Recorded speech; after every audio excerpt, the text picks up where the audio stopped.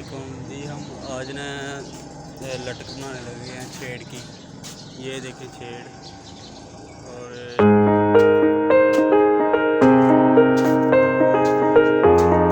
आज ना हम बनाने लगे हैं।